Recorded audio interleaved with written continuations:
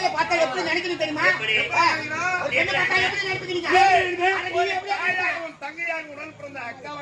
ஒரு பெண்ணை பார்த்தா நீங்க தாயாவும் தங்கையாவும் அக்காவும் தான் நினைப்பேன். நான் எப்படி நினைப்பேன் தெரியுமா? ஒரு பெண்ணை பார்த்தால் என் பிள்ளைக்கு அம்மாவாய் நினைப்பேன். என்னடா அம்மா நான் உனக்கு வருவாங்க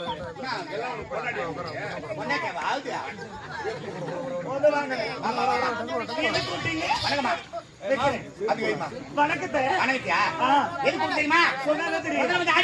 மன்னரை பிடிக்கலையா? அதனால நாட்டில் சிறப்பா இருக்கணும், புதுமையா இருக்கணும். அப்படியா?